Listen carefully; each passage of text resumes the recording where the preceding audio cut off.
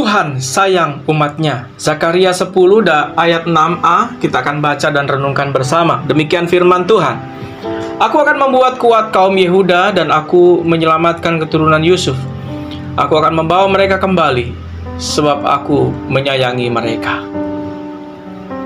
Saudara terkasih, kita semua pernah dengar tentang kisah anak yang hilang di dalam Lukas 15. Di sana dikisahkan anak bungsu yang meminta harta warisan kepada papanya dan menjual hartanya itu dan digunakan untuk berfoya-foya hasilnya.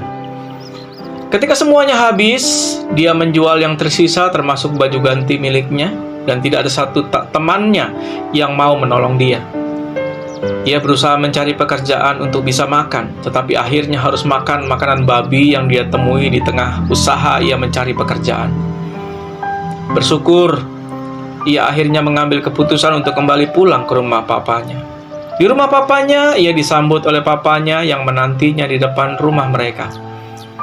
Ia tersungkur di kaki papanya dan minta maaf, minta ampun atas apa yang dilakukannya, dan memohon pada papanya agar dapat bekerja sebagai pegawainya dan tidak usah dianggap lagi sebagai anak.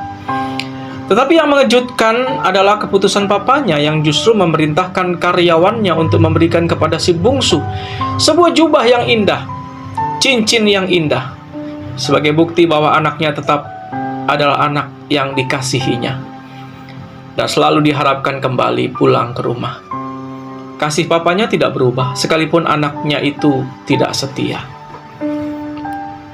Saudara terkasih, teks yang tadi kita baca adalah pengulangan akan janji Allah yang diulanginya kembali oleh Zakaria, bahwa sekalipun umat Israel sering tidak setia, Allah tetap setia karena janjinya. Berkali-kali Alkitab mencatat bahwa Allah tetap bersama dengan umatnya.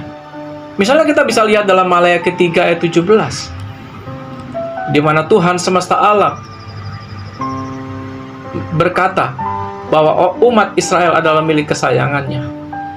1 Tawarik 16:34, bahwasanya untuk selama-lamanya kasih setianya kepada umatnya. Mazmur 27 ayat 10, sekalipun ayahku dan ibuku meninggalkan aku, namun Tuhan menyambut aku. Nehemia 9:17b, tetapi engkaulah Allah yang sudi mengampuni dan mengasihi dan menyayangi, yang panjang sabar dan berlimpah kasih setianya. Engkau, Allah, tidak meninggalkan mereka. Allah yang membuat umat Israel menjadi hebat dan luar biasa. Janjinya sejak awal tidak diingkari Tuhan.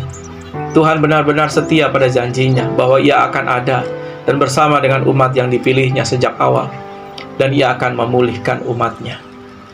Saudara terkasih, hari ini Tuhan yang sama ada bersama dengan kita, mendampingi anak-anaknya, mendampingi umat yang dipilihnya sejak semula, yang selalu ada bersama dengan kita setiap waktu, setiap saat, dimanapun kita berada, dalam keadaan atau kondisi apapun, susah maupun senang, sakit ataupun sehat, miskin ataupun kaya. Tidak pernah Tuhan meninggalkan kita. Bahkan tidak pernah ada doa kita yang tidak dijawab Tuhan, bukan? Semuanya dijawab Tuhan, walaupun mungkin jawabannya sering tidak memuaskan umatnya. Tuhan bisa berkata, tidak. Itu pun jawaban.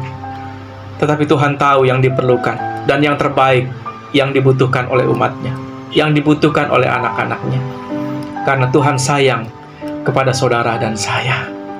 Tuhan akan memulihkan hidup kita. Seburuk apapun kehidupan kita, terpuruk sampai titik terendah dalam kehidupan kita, Tuhan tetap mendampingi kita dan bersama-sama dengan kita.